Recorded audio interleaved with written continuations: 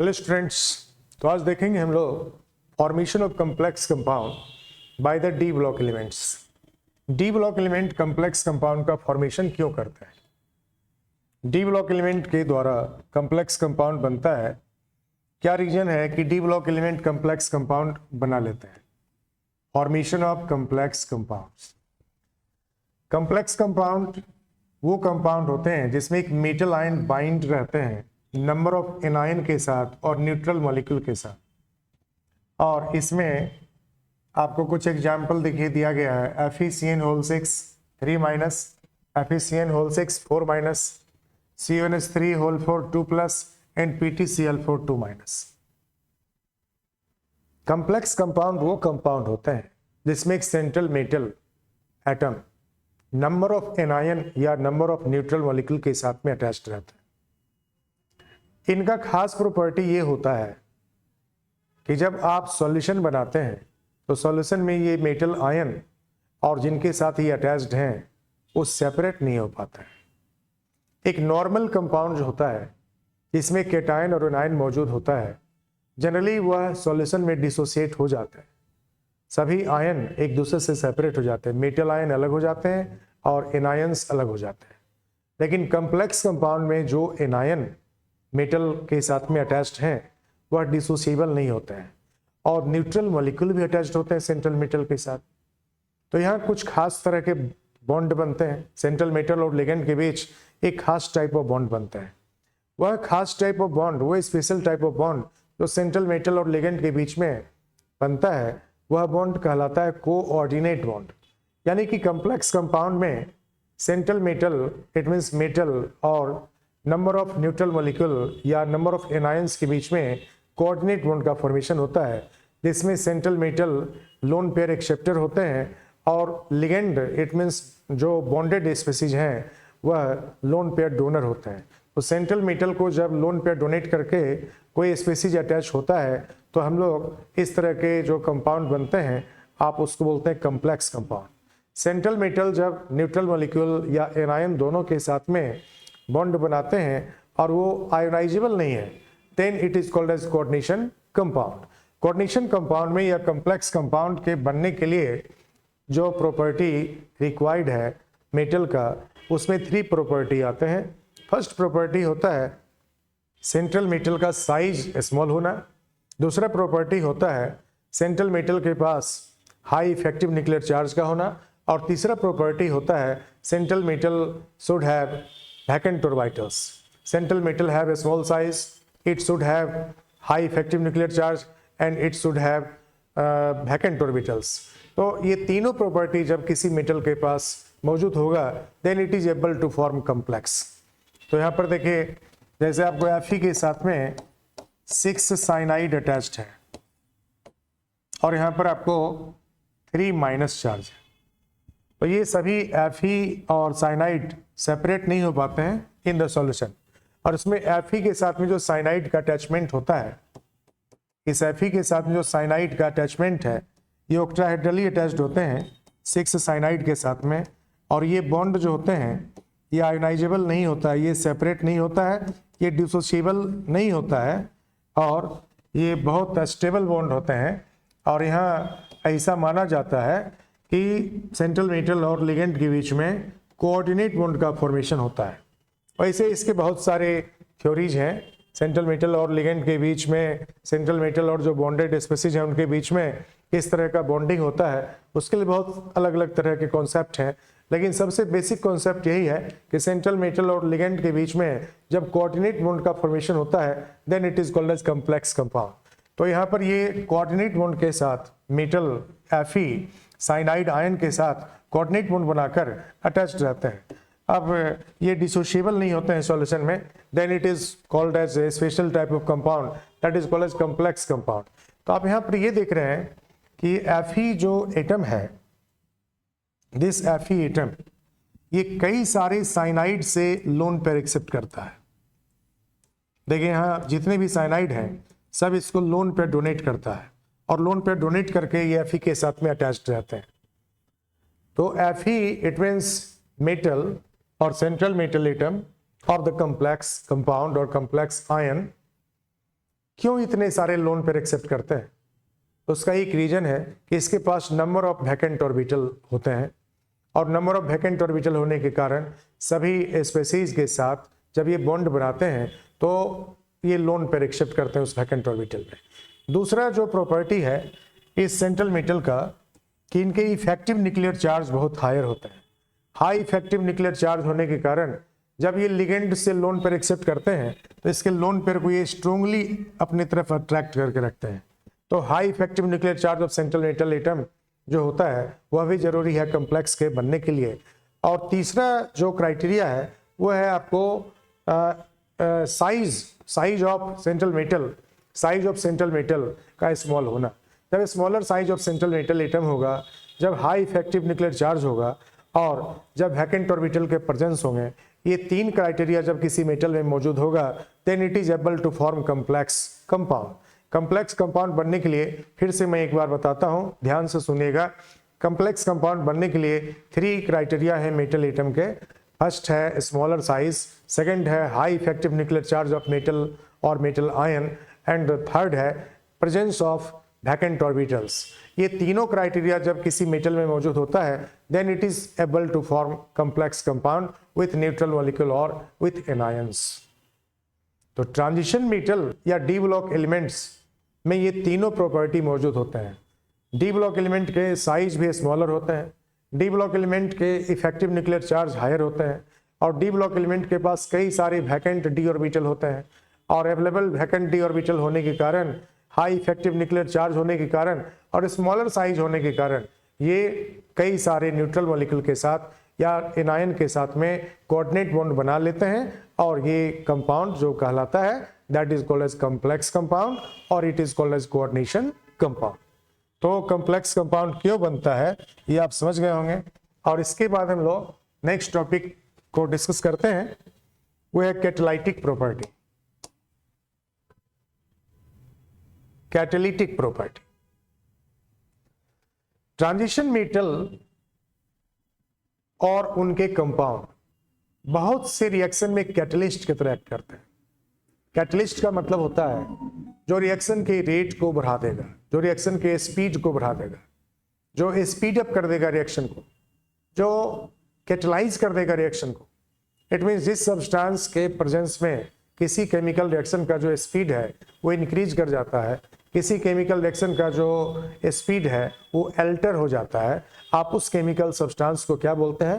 That is called as catalyst. Catalyst बहुत ही small quantity में रिक्वायर्ड होता है इन द रिएक्शन। कैटलिस्ट का नेट कंजम्पशन रिएक्शन में होता भी नहीं है, बट ये रिएक्शन में पार्टिसिपेट करते हैं, और रिएक्शन में पार्टिसिपेट करके ये प्रोडक्ट तो बना देते हैं, और प्रोडक्ट बनाने के बाद फिर से उसी फॉर्म में ही आ जाता है, अपने इनिशियल स्टेट में आ जाता है। तो कैटलिस्ट वो सब्सटेंस है जो रिएक्शन को स्पीड अप करता है, जो रिएक्शन के रेट को इंक्रीज करा देता है, जो रिएक्शन के रेट को अल्टर कर देता है। हम लोग उस केमिकल सब्सटेंस को क्या बोलते हैं? कैटलिस्ट बोलते हैं। बहुत से कैटलिस्ट होमोजेनस कैटलिस्ट है फॉर मेनी रिएक्शन, और कुछ कैटलिस्ट हेट्रोजीनस कैटलिस्ट होता है। होमोजेनस कैटलिस्ट का मतलब होता है जब रिएक्टेंट का और कैटलिस्ट का दोनों का फेज सेम हो तो आप उसको होमोजेनस कैटलिस्ट बोलते हैं। और हेट्रोजीनस कैटलिस्ट बोलते हैं जब रिएक्टेंट से कैटलिस्ट का फेज डिफरेंट हो, जैसे रिएक्टेंट मान लीजिए लिक्विड है और कैटलिस्ट सॉलिड है, तो आप उसको हेट्रोजीनस कैटलिस्ट बोलते हैं। और जब रिएक्टेंट और कैटलिस्ट दोनों सेम फेज में हो तो आप उसको होमोजेनस कैटलिस्ट बोलते हैं। ट्रांजिशन मेटल और उनके कंपाउंड जनरली हेट्रोजीनस कैटलिस्ट की तरह होते हैं, और इसमें रिएक्टेंट से इनका फेज डिफरेंट होता है। जैसे हेबर्स प्रोसेस में हम नाइट्रोजन और हाइड्रोजन का रिएक्शन करा के अमोनिया बनाते हैं, वहां पर कैटलिस्ट हम लोग आयरन यूज करते हैं Fe और Fe2O3। Fe भी यूज कर सकते हैं और Fe2O3 भी यूज कर सकते हैं। इसी तरह से हाइड्रोजनेशन ऑफ वेजिटेबल ऑयल, जिसमें वनस्पति घी बनाते हैं, वनस्पति घी प्रोड्यूस होता है जब आप वेजिटेबल ऑयल का हाइड्रोजनेशन कराते हैं। वेजिटेबल ऑयल के हाइड्रोजनेशन के द्वारा आप वनस्पति घी में इसे चेंज करते हैं। यहाँ जो कैटलिस्ट हम लोग यूज करते हैं दैट कैटलिस्ट इज प्लेटिनम और निकल और समटाइम्स पैलेडियम। प्लेटिनम, पैलेडियम या निकल तीनों का यूज कर सकते हैं फॉर द हाइड्रोजनेशन। अल्कीन से हाइड्रोजनेट करके अल्केन बनाने के लिए भी हम लोग प्लेटिनम, पैलेडियम का यूज करते हैं या निकल का यूज करते हैं। तो जनरली हेट्रोजीनस कैटलिस्ट के रूप में ट्रांजिशन मेटल और उसके कंपाउंड एक्ट करते हैं, बट इनका कैटलिस्ट होने का, कैटलिस्ट की तरह एक्ट करने का रीजन क्या हो सकता है? Why transition metal, it means D block element, so catalytic property in many of the reactions. उसका रीजन है इनका वेरिएबल ऑक्सीडेशन स्टेट में कंपाउंड बनाने का एबिलिटी होना।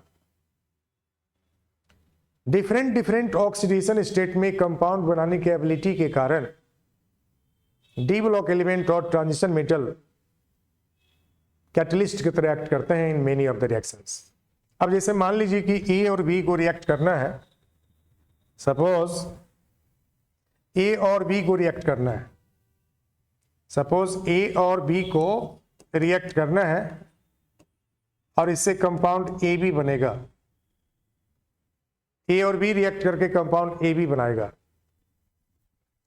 यदि हम कैटलिस्ट ले लें तो ये कंपाउंड फास्टली बनने लग जाएगा, ये कम समय में बनने लग जाएगा, इसकी रिएक्शन का स्पीड बढ़ जाएगा कैटलिस्ट के प्रेजेंस में।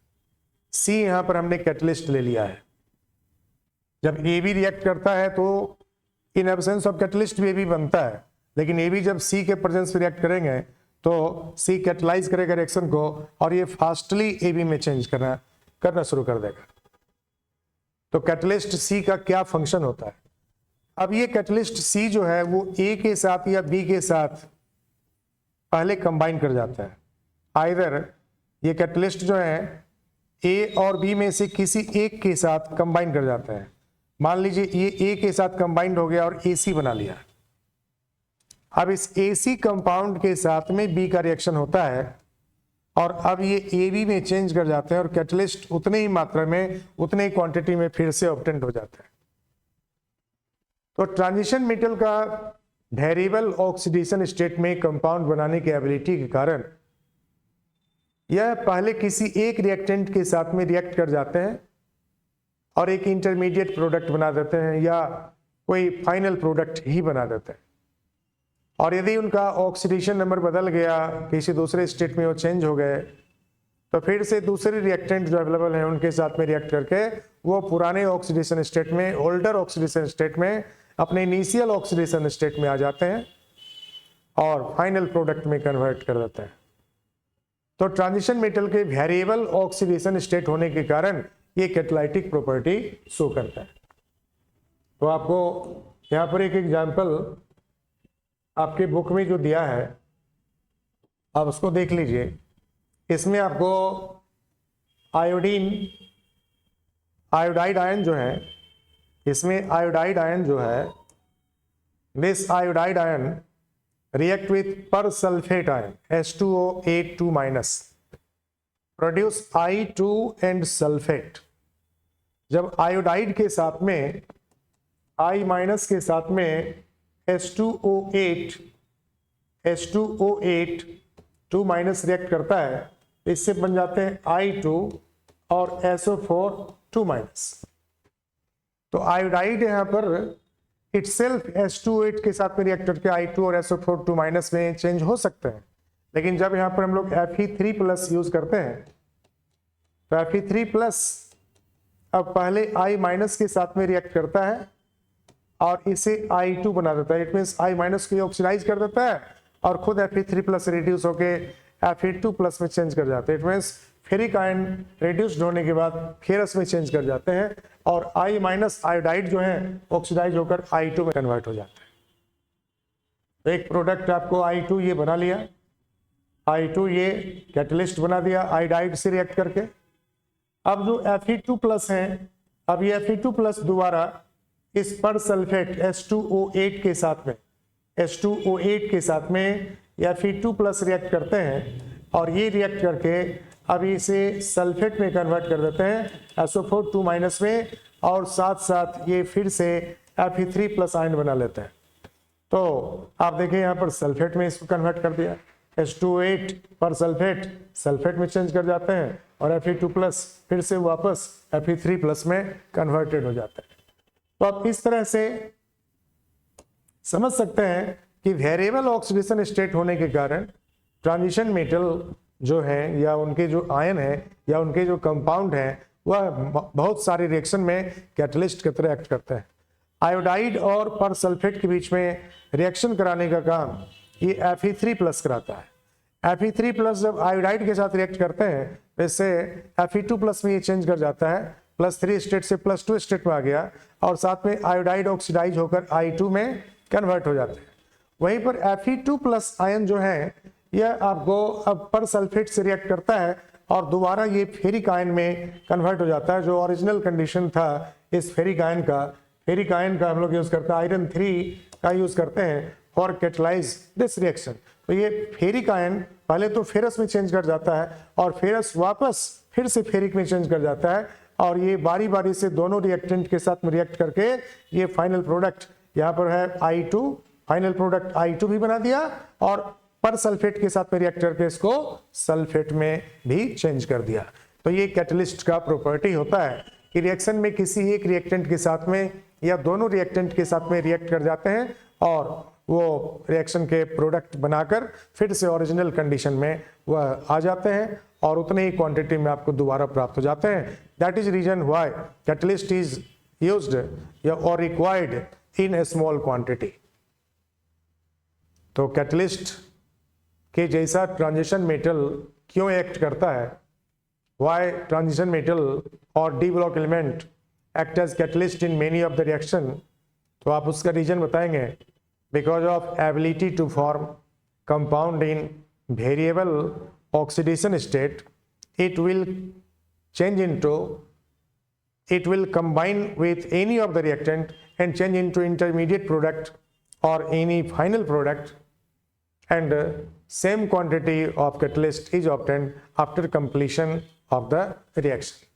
रिएक्शन के कंप्लीट होने के बाद उतनी ही क्वांटिटी में आपको वो सब्सटेंस कैटलिस्ट ऑब्टेन भी हो जाता है और ये प्रोडक्ट में रिएक्टेंट को इजीली कन्वर्ट भी कर देते हैं। कैटलिस्ट के बारे में और भी बहुत सारी बातें हैं। कैटलिस्ट जो है वो required activation energy of reaction को कम कर देते हैं। जितना एक्टिवेशन एनर्जी चाहिए रिएक्शन होने के लिए उस रिक्वायर्ड एक्टिवेशन एनर्जी को कैटलिस्ट क्या करते हैं, घटा देते हैं और इसलिए रिएक्शन के जो स्पीड है, रिएक्शन के जो रेट है वो बढ़ा देते हैं। A catalyst decrease the required activation energy of the reaction and therefore it increase the rate of reaction. जिस भी रिएक्शन का एक्टिवेशन एनर्जी लोअर होता है, कम एनर्जी पे प्रोडक्ट बन जाता है, वो रिएक्शन फास्टर होता है। तो जब कैटलिस्ट के प्रेजेंस में हम रिएक्शन कराते हैं तो ये required activation energy of reactant को कम कर देता है एंड देयरफॉर रिएक्टेंट जो है वो फास्टली रिएक्ट करके प्रोडक्ट में चेंज कर जाता है।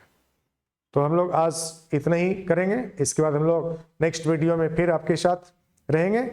आप सब्सक्राइब नहीं किए तो हमारे चैनल को सब्सक्राइब कर लीजिए। अगले दिन हम लोग डिस्कस करेंगे formation of interstitial compound and LOI formation. LOI formation और इंटरस्टिशियल कंपाउंड का फॉर्मेशन कैसे होता है और क्यों ट्रांजिशन मेटल एलओआई भी फॉर्म करते हैं और इंटरस्टिशियल कंपाउंड भी फॉर्म करते हैं, इसके बारे में हम लोग चर्चा अगले वीडियो में करेंगे। Thank you.